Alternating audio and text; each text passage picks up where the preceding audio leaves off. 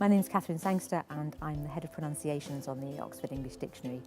My job is to look after the bits of the dictionary entry which tell you how to pronounce the word that you're looking up. So that includes the transcription that you see in the International Phonetic Alphabet that comes after the head word. And it also includes the audio, the click and play sound files that you can see.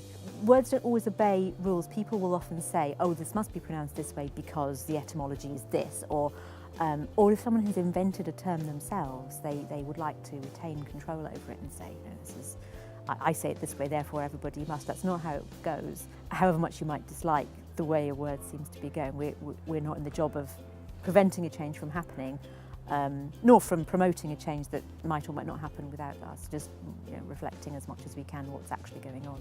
We use internet video a lot in researching pronunciations, and it's a really helpful way of saying, okay, how are people who are using this every day saying it? You don't necessarily have a consensus among those people, and so it's best to look for multiple examples of something. But definitely when we were looking at Antifa and Antifa, that's a tricky one because the stress is all over the place. Anti-fascist, so you might expect a sort of anti-fat pronunciation, except that the English phonology doesn't permit fat at the end of the word. So is it Antifa, Antifa, all kinds of different things. I think in American English it seemed to get analysed as though it were a Spanish type word.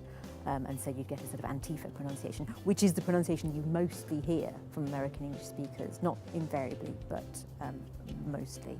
We ended up, I think, giving 2 pronunciations for that because there was substantial evidence for both of those. The other thing I found a lot with finding pronunciations for internet coinages and new languages is, although, yes, there's video, and a lot of these things, they're not said out loud very much. Pwn was one, PWN. People really didn't agree on how to say that out loud because they didn't typically say it out loud because the joke was it was from a typo in the first place. It was something that people wrote. So yeah, that can be a little bit less direct, trying to work out what you should do with those ones.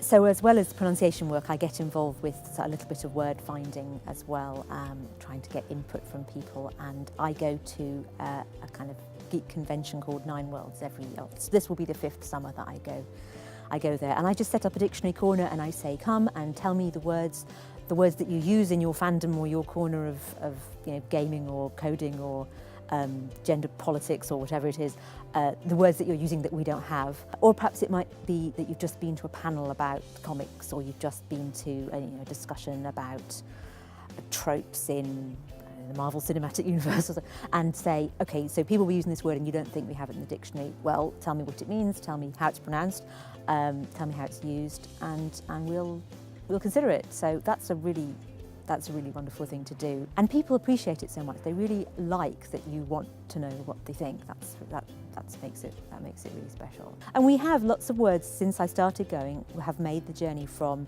suggestion, not only from that particular source, but it can reinforce, and it can say, okay, well, now we've had several people say everybody who knits knows that tinking means knitting backwards and frogging means ripping out loads and loads of knitting, but we don't have those senses. Well, we do now.